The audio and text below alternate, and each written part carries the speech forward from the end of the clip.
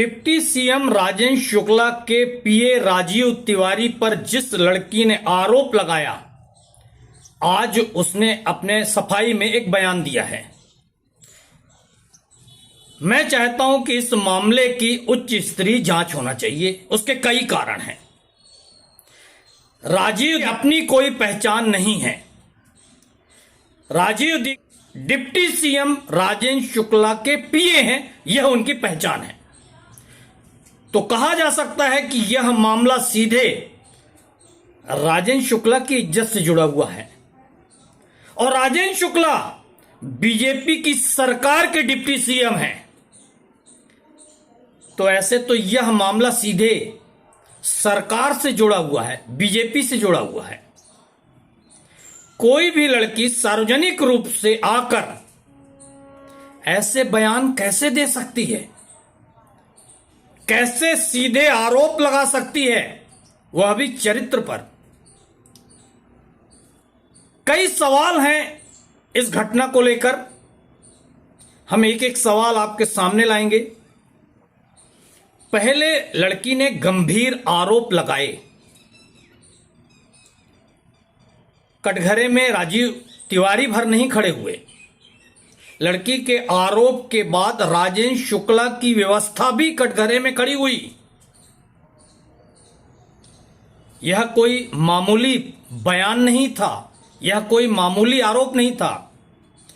लड़की अपने आरोपों में यह भी कह रही है कि उसके पीए का कहना है कि तुम कोई पहली या आखिरी लड़की नहीं हो, मैं ऐसे 100 महिलाओं के साथ संबंध बना चुका हूं। तो यह तो काफी गंभीर और बहुत बड़ा मामला होना चाहिए। सवाल यह भी है कि जिस लड़की ने आरोप लगाया, उसने बताया कि वह शिकायत करने, कुछ हेल्प लेने राजेंद्र शुक्ला से मिलना चाहती थी। तो उसके पीए ने होटल में कमरा दिलाया और वहां उसे रुकने के लिए व्यवस्था करवाई। तो मेरा पहला सवाल है कि राजेंद्र शुक्ला के पीए राजीव तिवारी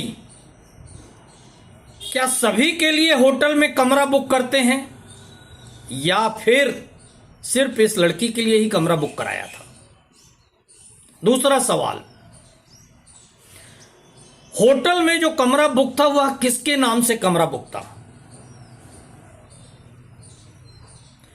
इस होटल में राजीव तिवारी कितनी बार और कब कब जाते हैं, कब कब उनका आवागमन होता है, इसकी भी जांच होनी चाहिए। सीसीटीवी फुटेज देखने चाहिए, मोबाइल के लोकेशन से ट्रेस किया जाना चाहिए कि राजीव आखिर इस होटल में कब कब और कितनी बार आना जाना होता है और वह किन किन लोगों को यहां पर ठहरवाते हैं, रुकवाते हैं। यह काफी गंभीर मामला है। मैं तो चाहता हूं कि इस मामले की सीबीआई जांच होना चाहिए। अगर लड़की के आरोप सही हैं तो फिर यह गंभीर आरोप सरकार के लिए तो शर्मनाक है। और अगर लड़की ने जो सफाई दी है तो फिर लड़की के खिलाफ मामला पंजीबद्ध होना चाहिए कि कोई भी लड़की सरकार के इतने जिम्मेदार पद पर बैठे हुए लोगों पर कैसे सार्वजनिक रूप से आरोप लगा सकती है, और वह भी चरित्र हनन का। सिर्फ एक वीडियो जारी कर देने से यह मामला शांत हो जाना मुझे तो लगता है कि बहुत गलत होगा। एक बात और, ऐसा ही कोई मामला अगर कांग्रेस की सरकार होती प्रदेश में और उस पर किसी ने यह आरोप लगाया होता तो भाजपा के लोग क्या कर रहे होते? पूरे प्रदेश में भाजपा आंदोलन प्रदर्शन कर रही होती। उस आंदोलन प्रदर्शन में सबसे आगे महिलाओं के झुंड दिखते और ना जाने क्या क्या नारे लग रहे होते। कांग्रेस के लोग शांत हैं, यह तो कांग्रेस के लोग जाने। उन पर तो यह आरोप लगते हैं कि वो सिर्फ चुनाव के समय ही जागते हैं। फिर भी बीजेपी के लिए यह काफी शर्मनाक मामला होना चाहिए। इस मामले को लेकर बीजेपी को काफी गंभीरता बरतनी होगी। यह छोटा कोई आरोप नहीं है, यह बहुत बड़ा आरोप है। देखना और जांच तो इस बात की भी करना चाहिए